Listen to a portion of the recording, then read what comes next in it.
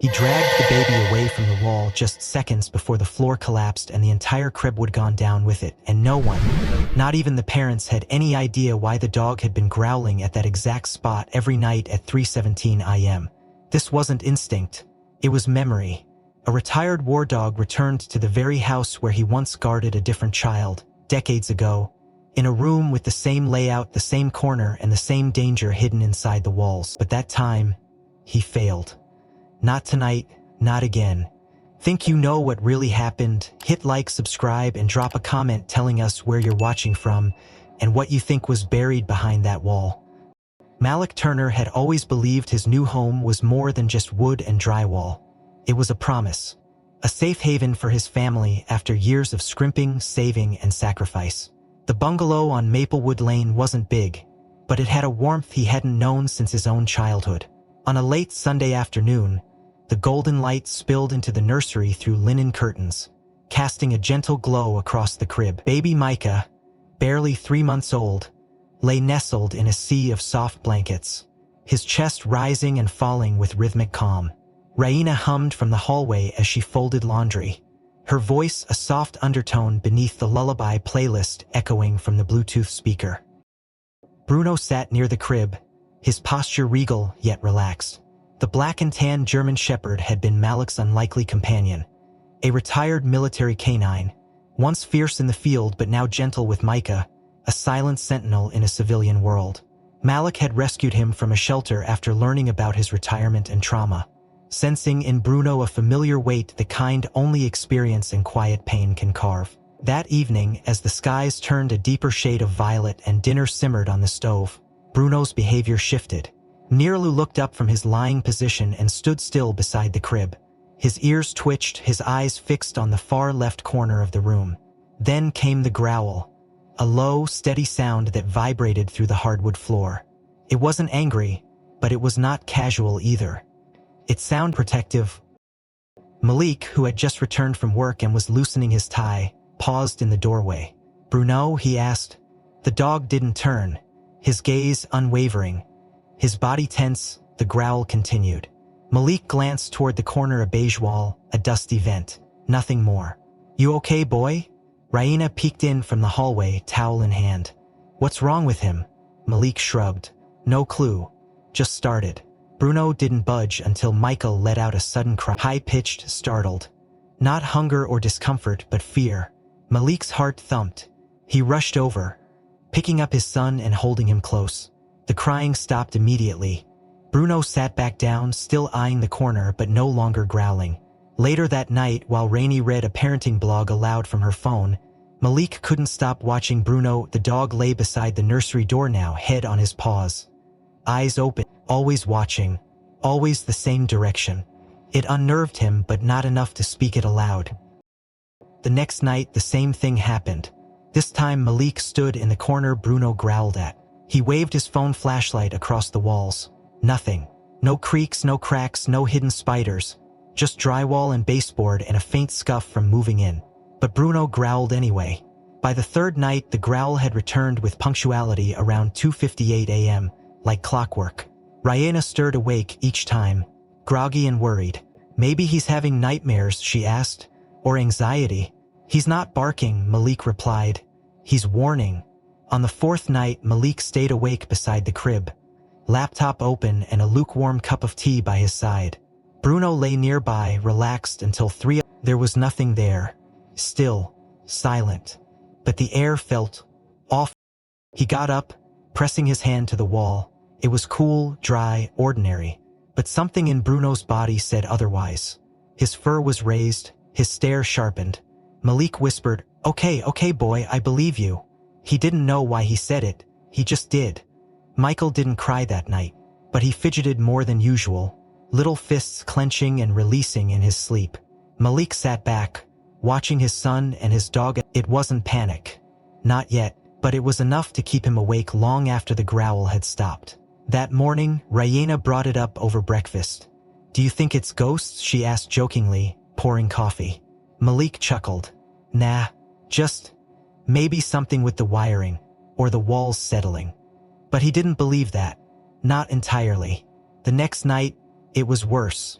Bruno growled earlier around 2:45, then again at 3:02:302, then again at 3:17, each time more intense, each time more focused, like a metronome of dread. Micah stirred violently in his sleep around 3:17, letting out a sudden whimper. Malik rushed in, only to find Bruno standing stiff, body between the crib and the wall, tail low, hackles raised. "Bruno, stand down," he commanded instinctively. The dog didn't move, didn't even blink. It was like he was bracing for something.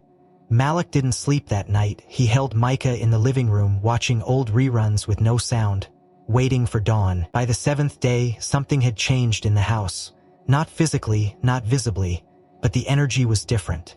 Tighter, like air before a storm. Raina mentioned having trouble breathing in the nursery. Malik noticed a draft but couldn't tell where it came from. And always Bruno stood his post, his eyes on that corner, his growl like a broken mantra, low, determined, resolved. On the 8th night, Malik whispered to Raina in bed, "What if he knows something we don't?" Raina turned to him, serious. "Like what? I don't know. But this doesn't feel random." The lights flickered once, just once, and Bruno, from down the hall, began to growl. By the 9th night, Malik could feel the tension inside the house thickening like humidity before a thunderstorm. Bruno had grown more restless, no longer content with merely growling beside the crib. Now he had begun to scratch at the hardwood floor, specifically near the baseboard of the left-hand corner. The same spot he never looked away from. At first, the noise was soft, almost rhythmic, like a dog dreaming. But as the minutes dragged on, the scratching became urgent, insistent. The sharp scrape of claw against wood echoed in the silence of the nursery, and the sound made Malik sit up in bed as if a gunshot had gone off in his dreams. He didn't say anything to Raina that morning. Not yet. He didn't want to worry her more than she already was. But after he left for work, he stopped at the electronics store on Oakwood and picked up a motion-activated night vision camera. It was a small black device that could be clipped discreetly onto the changing table and would record everything that happened in the room between 2 a.m. and sunrise. Malik didn't really believe he'd catch anything unusual, but deep down, he needed to prove something to himself. That Bruno's behavior wasn't just an old dog's trauma playing out in the shadows. That night, while Raina gave Micah a warm sponge bath and hummed softly, Malik installed the camera and tested its connection with his phone. The device blinked green, then faded into the dark like a sentry gone silent. At 9:47 p.m., everything in the nursery seemed normal. Micah was fed and tucked in. The room was cozy, clean, and warm. Bruno lay curled beside the crib again, but his breathing was uneven. Malik stroked his back gently. "Whatever this is," he whispered, "we'll figure it out." At exactly 3:17 a.m., Malik's phone vibrated. Not a text, not a call, just a notification from the camera app. Motion detected, nursery for 3:17 a.m. Heart pounding, he clicked into the live stream. What he saw was subtle but unmistakable. The baby mobile hanging over Michael's crib had begun to turn, slowly, clockwise. It wasn't fast, but it was steady. And what unsettled Malik the most wasn't the movement. It was the context. All the windows were closed. The heating vent was sealed. There was no breeze, no vibration from footsteps, no cause for the mobile to move. And yet, it turned. What's more, Micah began to stir. His body twitched as though sensing a change in the air. His fists clenched, his eyes fluttered behind his lids. And on the nursery floor, Bruno had risen. The dog walked to the same left-hand corner, placed one paw firmly against the wall, then began to scratch the floor directly below it, with deliberate precision. Malik stared, frozen. The scratching grew louder, more determined. As the seconds ticked by, Malik watched Bruno dig his claws into the grooves of the floorboards, widening a set of faint marks already there. These weren't new. They had been deepening over several nights. Somehow Malik hadn't noticed. Maybe he hadn't wanted to. But now they were clear, 4 parallel lines, long and jagged, carved into the wood like warnings. The next morning, Malik didn't wait for coffee. He grabbed a flashlight, knelt by the scratched floor, and ran his hand across the grooves. They were deep, too deep for casual pawing. He pressed his ear against the wall. Silence. But it wasn't comfortable. It felt hollow. When he told Raina, she frowned. "Do you think there's something in the wall?" Malik hesitated. "I don't know, but something's getting to Bruno, and now Michael's sleep is getting worse." That evening, as the sun dipped and the baby monitor began to glow, Malik decided to keep the camera on and sit by the door. He didn't want to interfere unless something happened. At 3:17 a.m., right on cue, the mobile began to spin again. Bruno, asleep minutes earlier, bolted upright, stared at the same corner, and moved into his nightly ritual. Growl, scratch, growl again. Micah let out a short, frightened cry, then stilled. Malik stood in the doorway, jaw clenched, the phone camera recording from behind him. The next day, Raina insisted they call pest control. "Maybe it's a raccoon or rats in the wall," she said, not wanting to give voice to more irrational fears. Malik agreed but said nothing of what he was really feeling. That night, Malik placed a marble on the nursery floor where the scratches ended. At 3:17, the same sequence: mobile movement, baby stirring, Bruno scratching. By morning, the marble had rolled an inch toward the baseboard against the gradient of the floor. The house wasn't just hiding something, it was tilting, ever so slightly, like it was breathing. Bruno's scratching intensified on the 11th night. This time, he didn't stop even after Malik tried to calm him. His claws screeched over the wood, louder and more desperate than ever before. Malik pulled him back gently, and Bruno growled not at Malik but at the floor, as if it had done something unspeakable. The growl was different now. It wasn't just a warning. It sounded like grief, like loss. At 3:17, the mobile spun again, and Michael's entire body jolted. Malik ran to him, picked him up, held him. His son was burning with sweat, his breathing uneven. He wasn't sick. The doctor had said he was perfectly healthy, but each night was worse, each night more intense, and every time Bruno responded like clockwork. Raina was reaching her limit. "Maybe we should move the crib to our room," she offered. Malik considered it, but deep down something told him moving Micah wouldn't stop what was happening.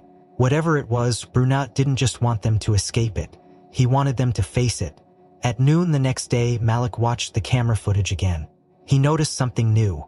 The mobile didn't begin. It began after a faint vibration, a flicker in the curtains. Not a breeze, a pulse, like a pressure drop or a shift inside the wall. He paused the video at the exact frame where the mobile first moved, and there it was, in the corner of the screen, a shadow across the baseboard. It wasn't cast by anything in the room, not by light, not by movement. It was just there, still, cold, ominous. Bruno, every night, before anyone else could. Raina had always been the organized one. When she couldn't sleep, she cleaned. When something scared her, she arranged, sorted, categorized. So on the 12th night, after Micah had another episode of sudden crying and Malik spent an hour calming both child and dog, she stayed in the nursery long after they left. She sat cross-legged on the floor and began clearing out the lower drawers of the old oak armoire they'd inherited. With the house, they hadn't used it much, mostly stored diapers and swaddlers there. But something about the silence of the room, broken only by the faint rustle of trees outside, made her want to dig deeper. As she wiped the inside of the second drawer, her fingers brushed against the inner side panel and felt an uneven surface. Curious, she leaned in closer, tracing the seam of the panel, and noticed a tiny gap near the corner. Instinctively, she dug her nails in, pried at the edge, and the wood shifted slightly. A sliver of folded paper, yellowed and dry, slid out from the narrow gap and fluttered to the floor. It looked brittle, the ink faded, but still legible in neat cursive. Raina hesitated. Then she read, 3, 1991. "If anyone finds this, I'm not crazy. I know how it sounds, but there's something in the wall. Not mice, not wind, not the usual stuff. It watches. It waits. Every night, at the same time. I've told my husband, but he thinks it's postpartum. The doctor said I was just tired. Maybe I am. But my baby, he cries at the corner. The same corner where the paint never sticks. Sometimes I hear breathing. Not mine. Not his. I tried to leave, but then he fell. The floor gave out beneath the crib. They said it was structural rot. But no one explained the handprints inside the wall. No one believed me. They covered it up. Please, if you hear it, don't ignore it like I did. Lillian Carlton." Raina sat frozen on the nursery floor, her breath caught in her throat. A chill crept down her arms, not from the temperature but from the implication. She reread the letter twice, then stood abruptly, holding the page like it might disintegrate in her grip. She didn't want to alarm Malik immediately, but she had to know more. The name Lillian M. Carlton sounded familiar. It wasn't listed on any of their closing paperwork. Maybe she never officially owned the home. Maybe she left suddenly. The next morning, after Malik left with Micah for a walk, Raina took a walk of her own down the block to the last house on the right, where Mrs. Evelyn Kramer lived. The old woman had lived in the neighborhood for nearly 5 decades and was known for knowing things she wasn't supposed to.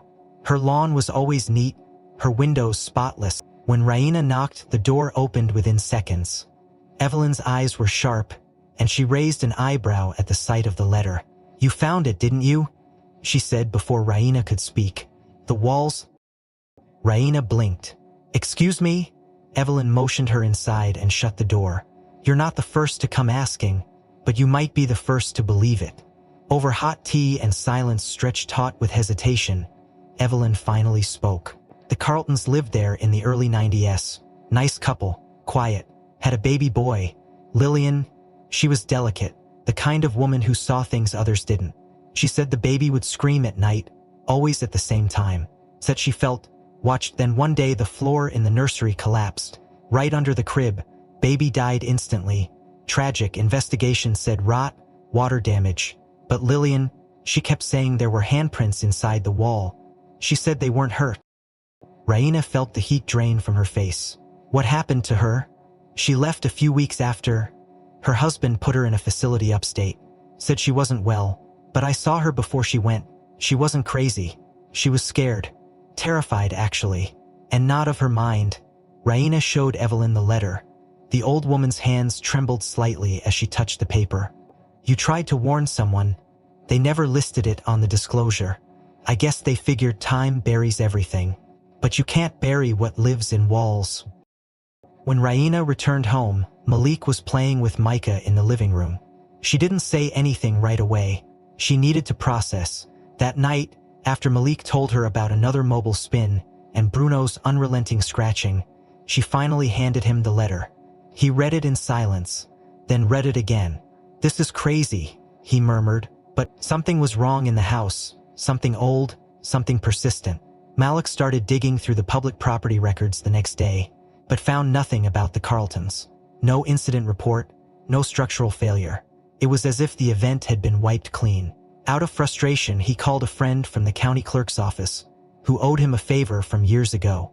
After some resistance, the friend finally agreed to check archived paper records, not the digital stuff. Hours later, Malik received a text. "Found something, come by, bring ID." At the office, the friend led him to a dusty basement room filled with boxes. One folder, barely held together by a rusted clip, read, "Maplewood Lane, 1991, unresolved structural discrepancy." Inside were 2 faded photos, one of the collapsed nursery floor and another, eerier, what looked like black smudges against a torn section of beneath, scribbled in red, "Pattern irregular. Size inconsistent. Not child-sized. Further review advised but discontinued due to owner relocation." Malik exhaled sharply. "They knew," he whispered.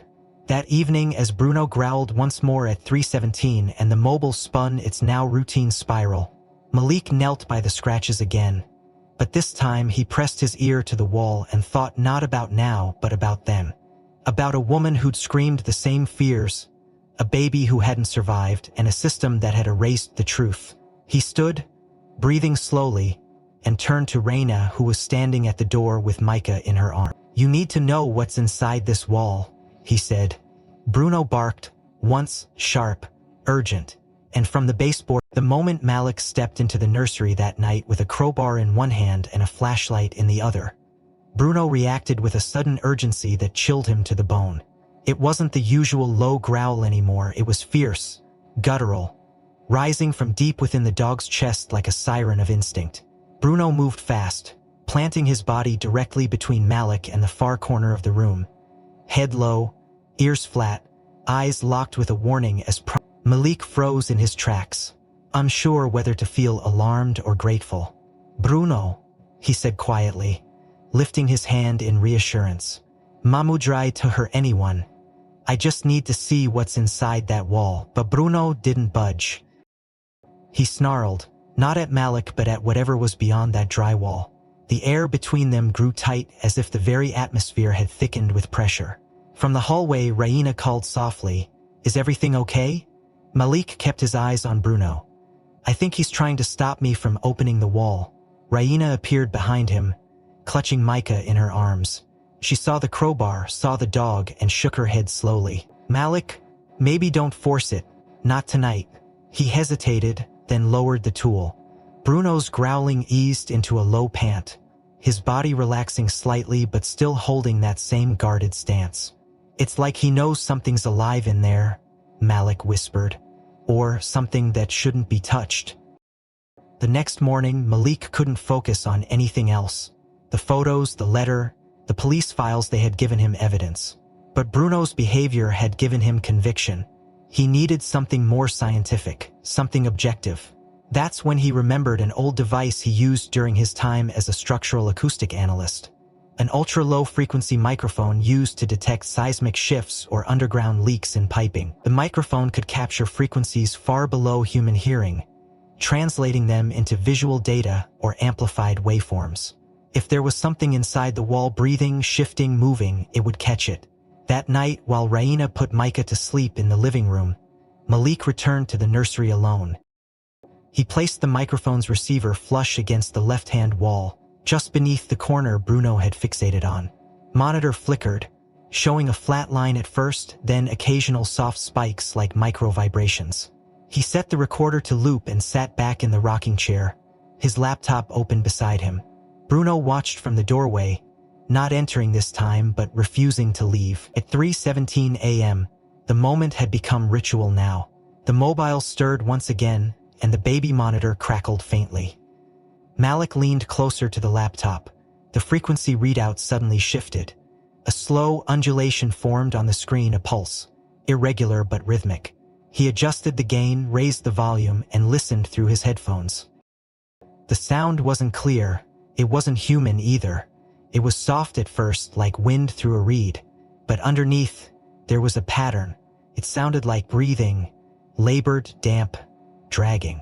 Then another layer came in, thinner, like dripping. A single plop, then another and another. It wasn't a leak, at least not one that had reached the paint or visible surface. It was hidden, internal. Malik stared at the wall, headphones still on, feeling like he was inside the walls. The breathing grew louder, but no one else could hear it. Suddenly, Bruno growled again from behind. Malik looked up. The dog had crept closer, ears pinned back, teeth visible. His gaze wasn't on Malik, it was angled upward to the top corner of the wall, where two beams met in a narrow seam. There was no vent, no pipe, nothing that should emit any sound. But Bruno barked once, short, loud, urgent. Malik jumped, ripping off his headphones, the sound still lingering in his ears like a whisper. He looked to the wall again. "You hear it too, don't you?" he asked the dog. Bruno didn't respond, but his body language said enough.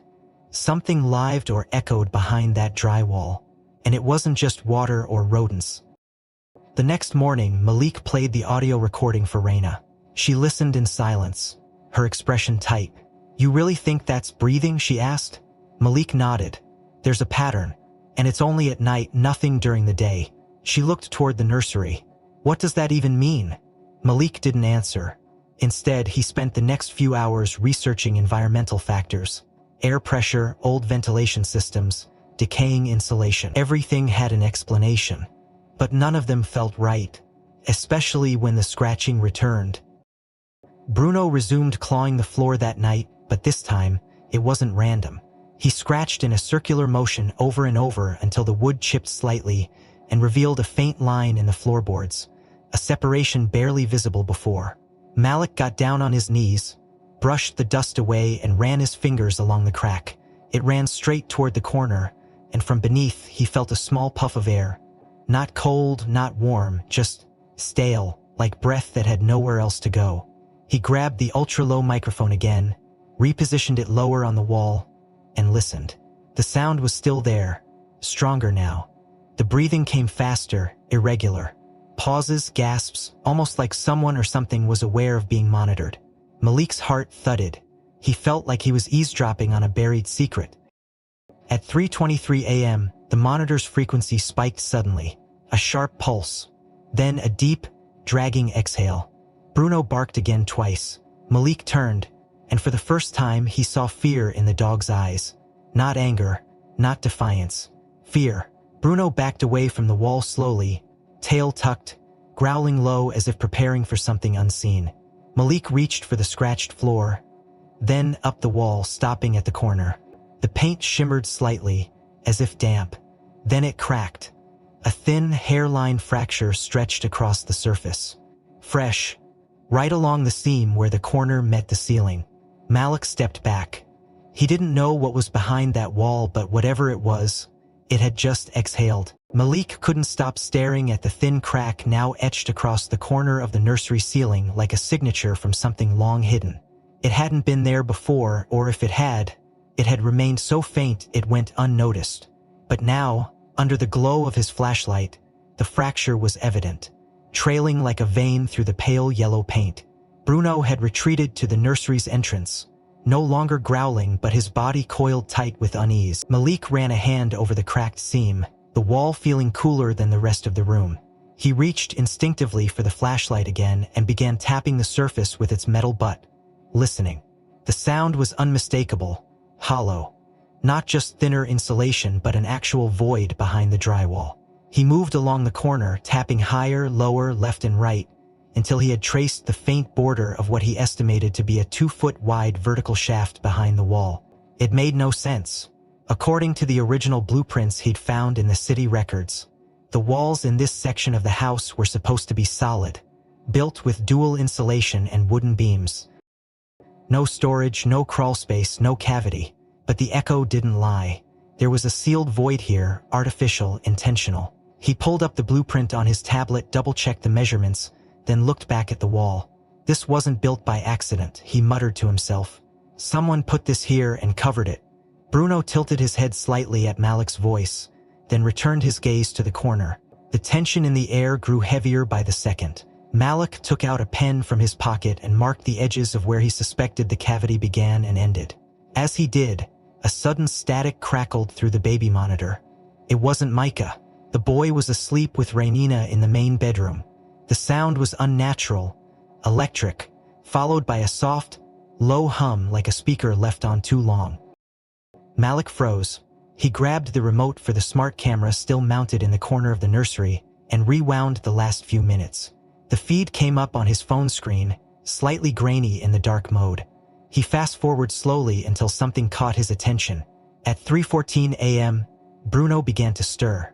His head snapped up. Then came the low growl deeper than before, almost a rumble. At 3:16, the nursery light flickered once, then twice, and then, just before the mobile began to spin at its now ominous time, 3:17, the ceiling light exploded in a quick flash. Not a bulb bursting but an arc of electricity sparking from the fixture. The light sizzled and went out. Simultaneously, the outlet beneath the window lit up with a burst and arc flash. The camera caught it all. A clear blue-white bolt that jumped from the plug, made contact with the nightstand leg, and vanished in a blink. Bruno had leapt backward, barking furiously.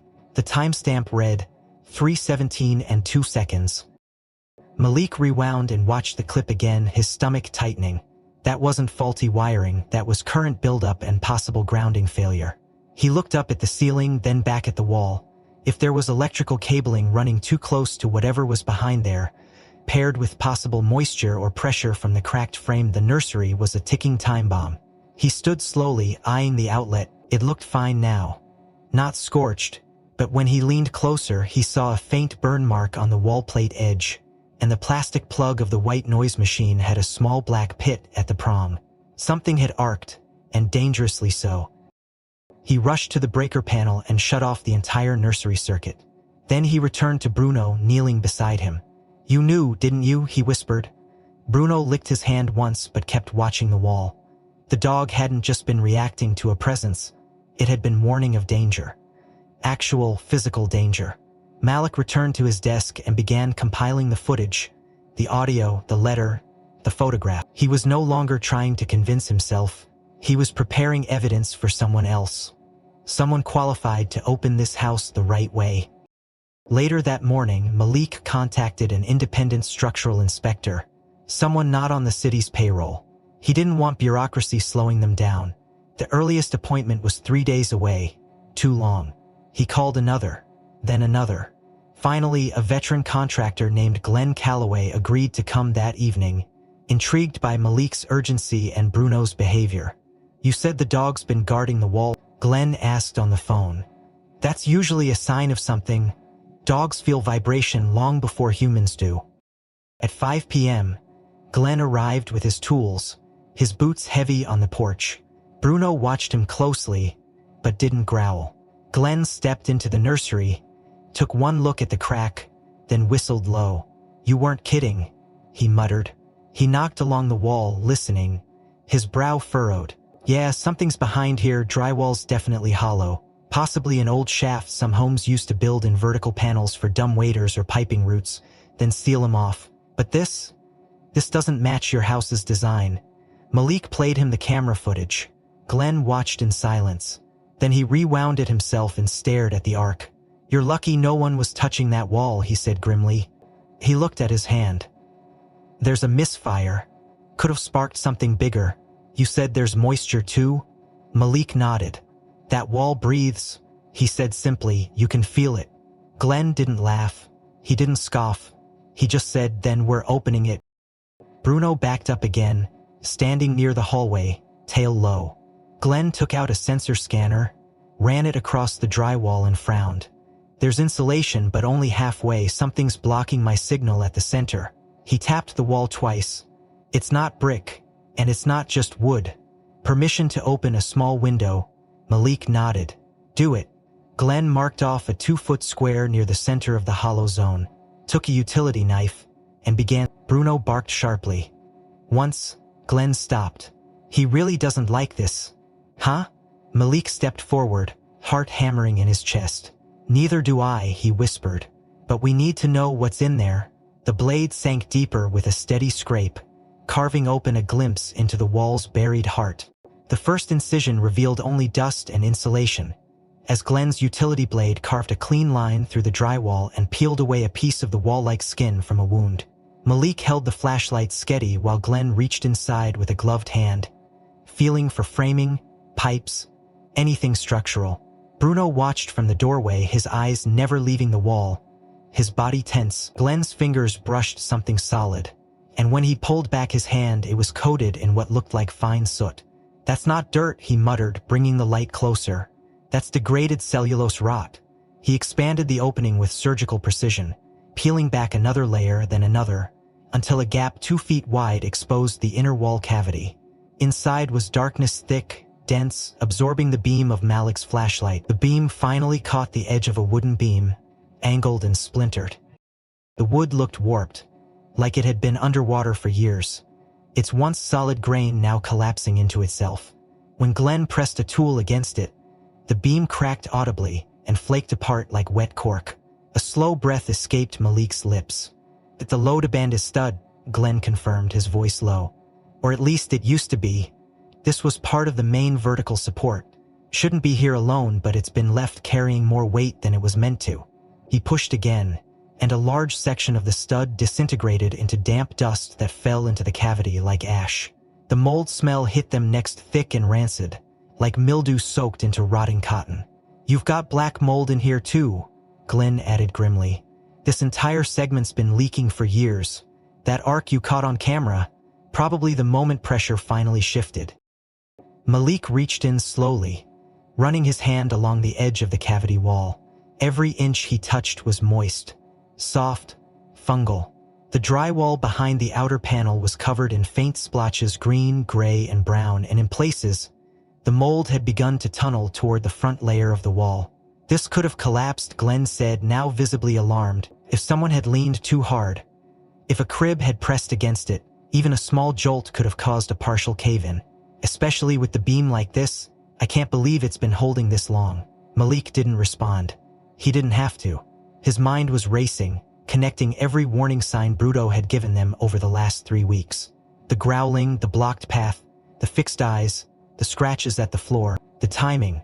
Every single action had been a signal, a desperate attempt to protect not just from something intangible, but from a very real, imminent structural failure.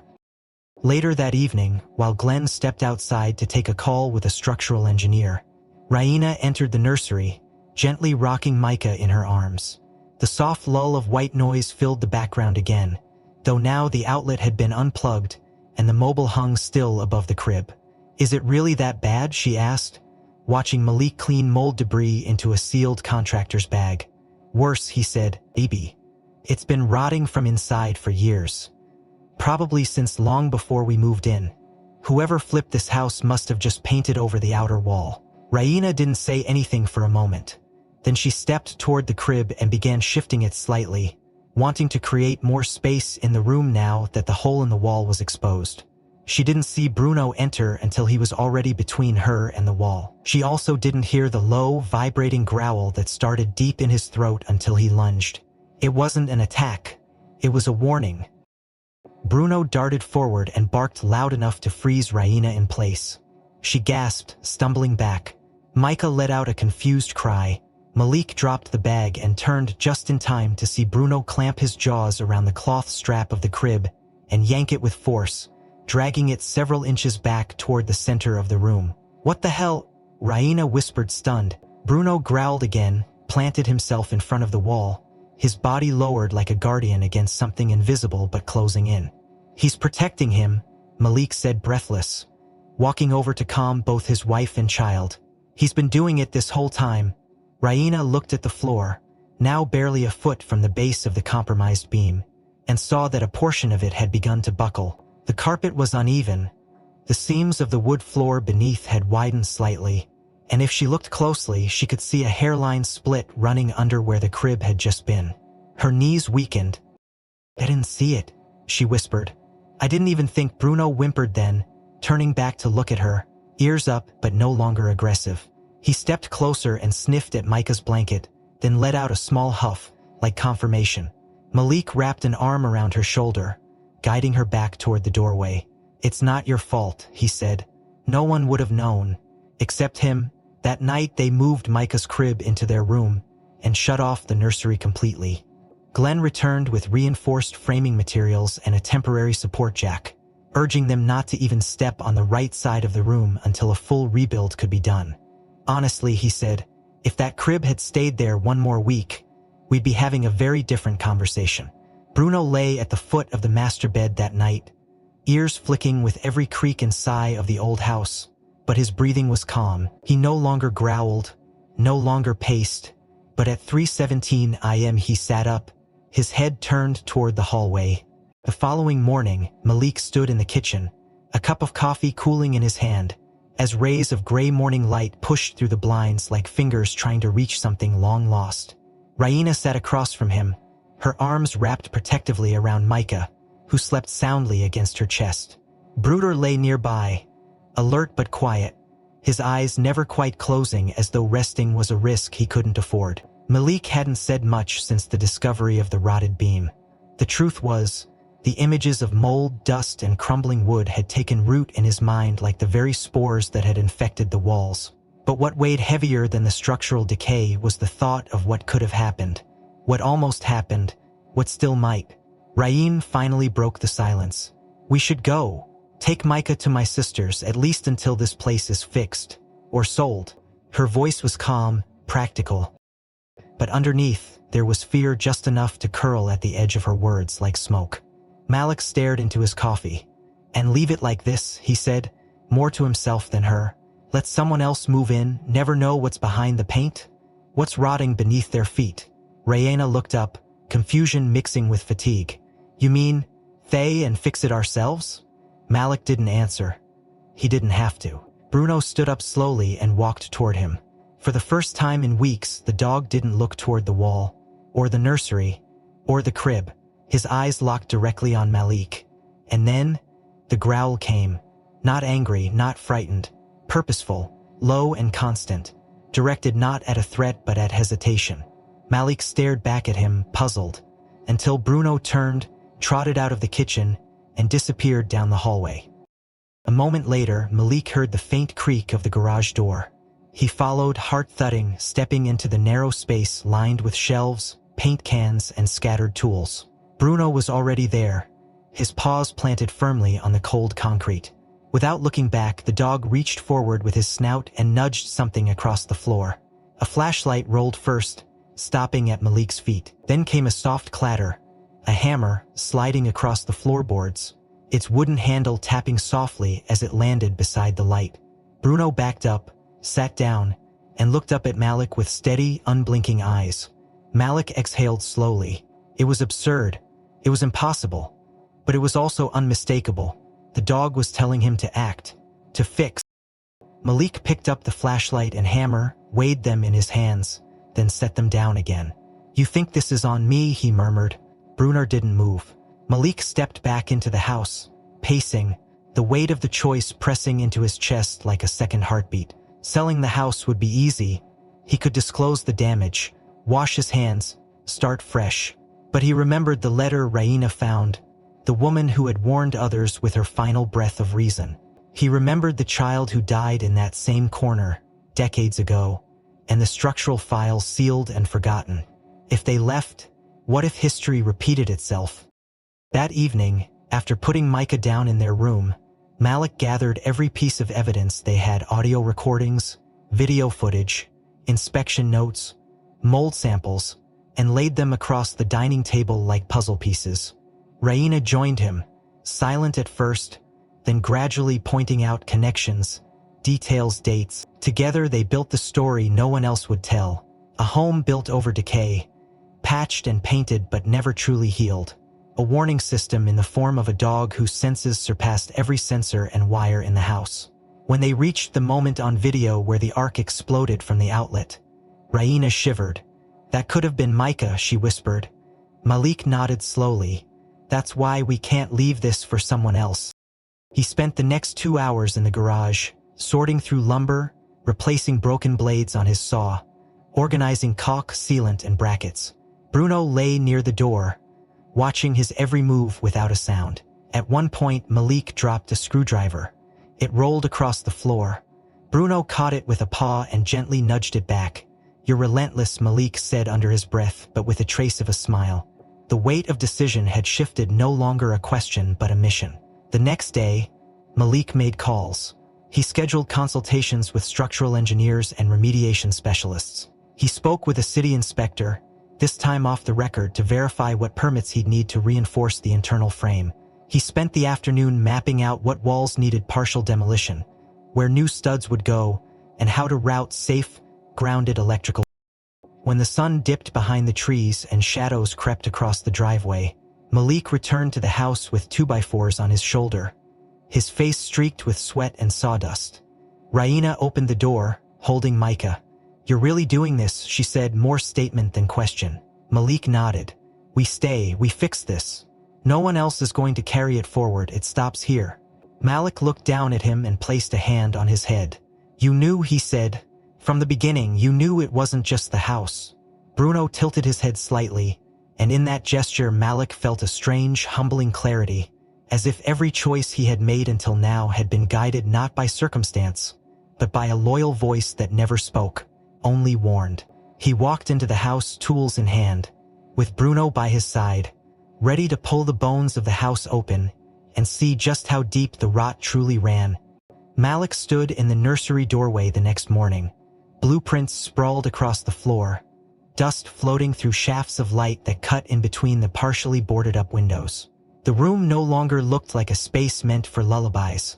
It resembled an operating table, sterile yet wounded, mid-processy, waiting to be sutured or sacrificed.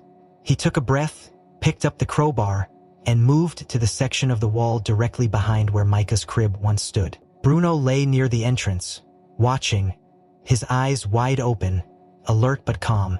The hammer strike echoed loud in the hollow space, and the first panel came off with a dry crack. Malik methodically peeled away sections of drywall, pulling out insulation soaked in moisture and riddled with black mold veins, exposing the skeletal frame of the house's interior. When he reached the far left corner where the cracking and the breath-like sounds had been strongest, He hesitated for a beat, then wedged the crowbar behind a beam and pulled hard. The panel gave way, and behind it, darkness gaped like an unblinking eye. Inside was not just empty air. There was a structure, a recessed compartment about 4 feet tall, framed with warped plywood. Tucked against the back wall were rusted brackets, scorched wires, and what appeared to be a dismantled panel box. Malik leaned in, flashlight steady, and blinked hard. The panel had once been a control center. Wires snaked out in all directions, some cut, others fused to melted plastic. The wall bore burn marks, old but severe, charred black streaks branching out like veins from an electrical heart that had failed catastrophically. He recognized the skeleton of what used to be a switchboard, with labels faintly stenciled beneath cracked glass. Entry door, camera 1, back hall. The dates on the circuit board components had faded, but some wires bore serial numbers that dated them to the early 90s. A small brass plate, half melted, hung crooked from one corner. FSP Security Beta Unit. This was a surveillance system, Malik murmured aloud. Homemade, hidden, and fried. Glenn, who had joined him after lunch with reinforced joists and more tools, crouched beside him and shook his head. Somebody built a private watchtower inside their own house, he said, probably to monitor every room. But this wasn't finished. Or something went very wrong. They cleared the compartment, labeling wires and carefully bagging debris. But as they began pulling out insulation panels wedged deeper into the cavity, Malik's hand bumped against something soft but dense. He pulled it free, a small, flattened bundle wrapped in old plastic and bound with black electrician's tape. It had been wedged between beams like someone had tried to hide it, but not too well. Malik peeled the tape back slowly, revealing an aged leather pouch. The smell of mildew and time hit him first, then the familiar musk of something human, something once treasured. Inside the pouch, folded meticulously, was a photograph. He held it up, brushing away flecks of decay. The image was slightly faded, its colors tinted with age but still clear enough to see. A family stood in front of a brick stoop, a black man, tall, broad-shouldered, wearing a plain gray button-up shirt, tucked neatly into slacks. One hand resting gently on the back of a young woman with braided hair, holding a small child in her arms. Kneeling in front of them, almost as centered as the child, was a German shepherd, black and tan, eyes focused and intelligent, tongue out in a subtle pant that mirrored a smile. The dog was unmistakable, if not Bruno himself, then his mirror. Same breed, same markings, same noble posture. Malik turned the photo over. There, scrawled in ballpoint ink, were 9 words in jagged handwriting. If anything happens to me, let him protect what matters most. He stared at the message for a long time, as if trying to decipher some ancient code. Raina entered quietly behind him and looked over his shoulder. "That's Bruno," she whispered. "Or someone like him." Malik shook his head slowly. "No, that's him. It has to be." Glenn raised an eyebrow. "That's impossible. Dogs don't live that long." Malik didn't answer. He simply looked at Bruno, who remained still, watching them with eyes that now felt centuries old. "Not unless he was passed down," Raynon added, her voice hushed. "Not unless someone knew what he was meant to do." Glenn reached for the pouch again and unfolded its base. Inside were 2 more items. A rusted dog tag with the number 3118 fact across it, and a small laminated note card that read, "Federal Security Protocol, eyes only." No further explanation, no name, no badge. Malik stared at the items, the mod dick revealed by 5's dark heads disdainfully and panel boards like ribs. The decaying panel boards like old skin peeled away to reveal something too raw to ignore. This wasn't just rot. This wasn't just poor construction.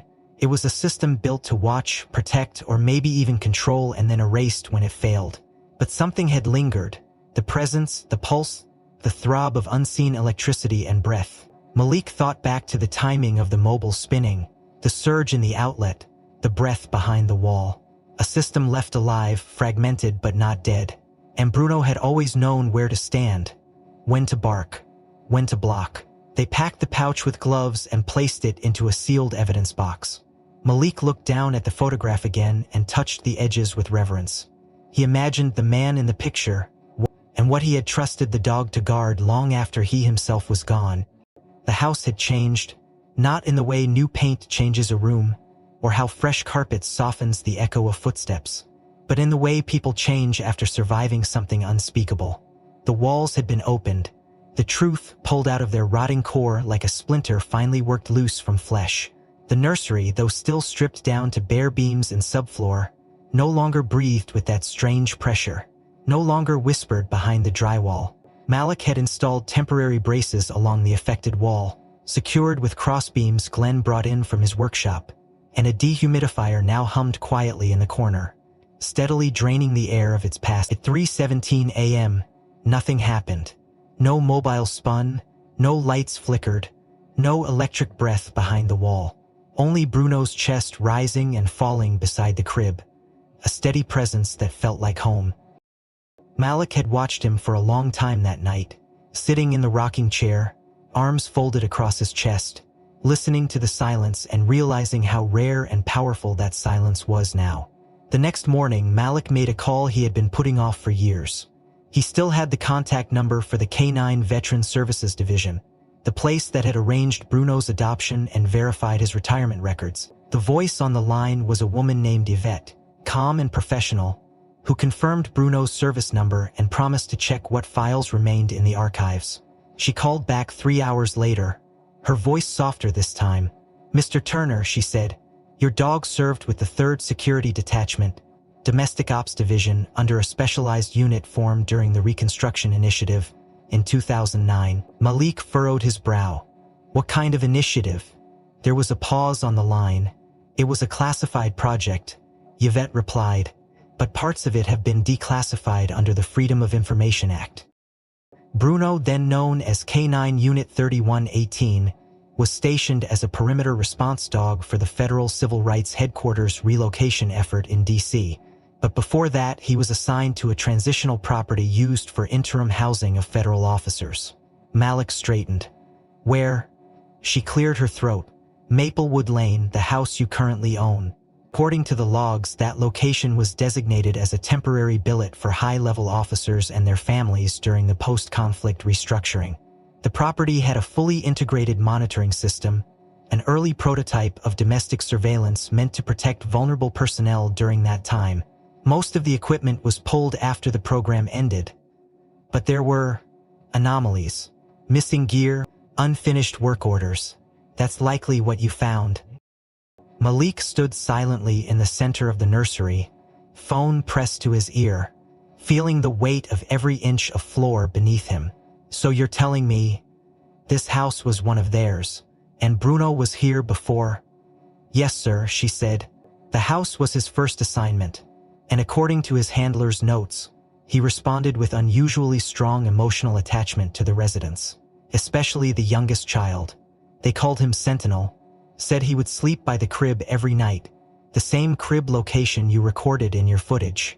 "That's quite something," Malik exhaled, rubbing his temple. "What happened to the family?" Another pause. "You were reported missing in 2011. It was never publicly disclosed. Files show a formal withdrawal from the location, but no handoff documentation. Everything after that is redacted." Malik thanked her quietly, then hung up, staring at Bruno, who now lifted his head slightly, sensing the tension as if he too remembered those days buried beneath layers of time and plaster. Malik crossed the room and knelt beside him, placing a hand gently behind his ear. "You came back," he whispered. "You were never just any dog. You were guarding this house before I ever knew it mattered." Raina entered moments later, her expression tired but peaceful, Micah in her arms again. She noticed Bruno and smiled faintly. "He hasn't barked in 3 nights, she said. "Not once. Not even during the windstorm." Malik nodded, because he knows the worst part is over. Raina crossed the room, looked down at the exposed section of wall and then toward the crib. "So this place, it was a stronghold once?" Malik stood. "No," he said. "It was a sanctuary. Someone tried to turn it into something else. Watched everything, controlled it. Then it broke, and now, it's healing."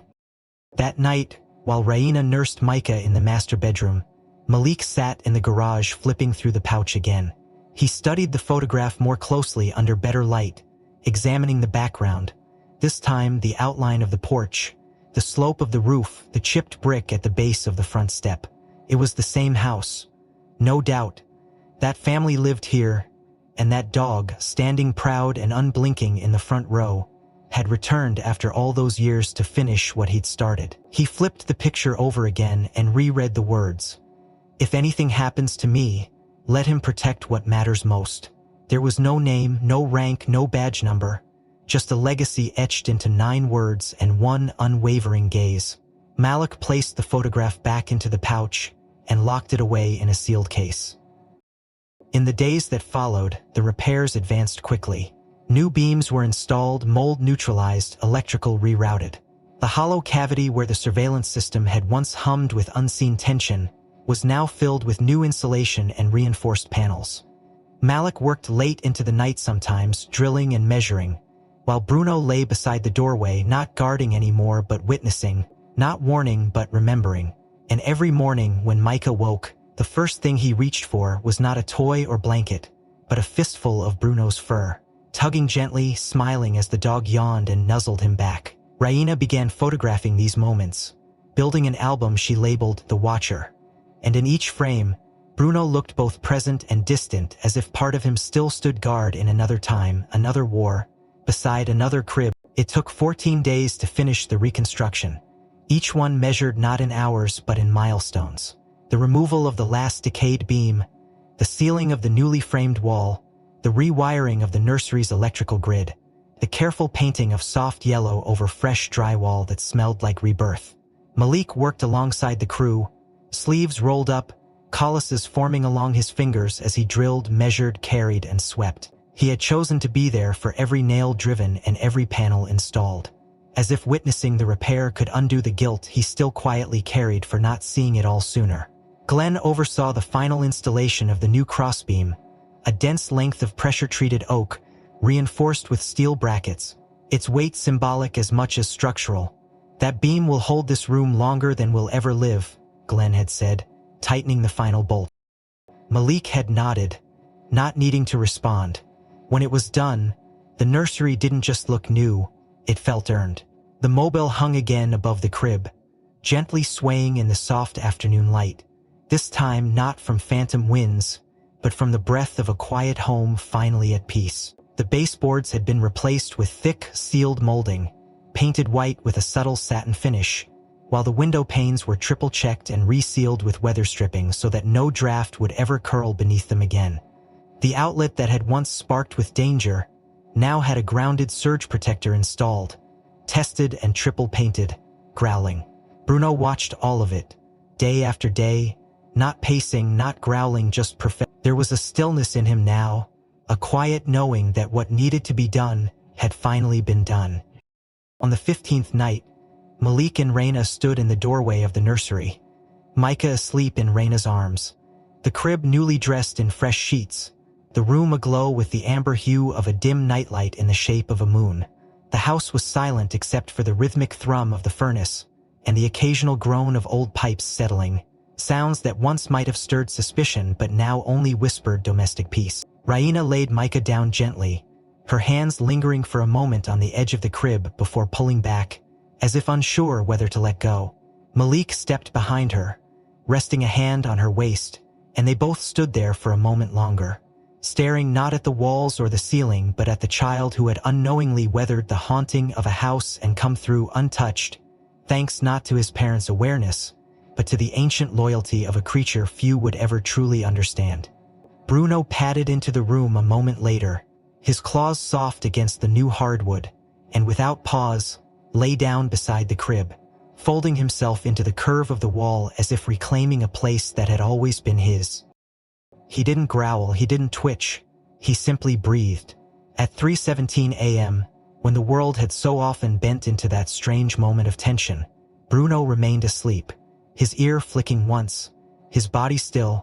Micah stirred gently in his sleep, one tiny fist curling and uncurling beside his cheek, and when he let out a small whimper of dream duft, brushed it, looked at him with eyes. Micah sighed and fell back into sleep.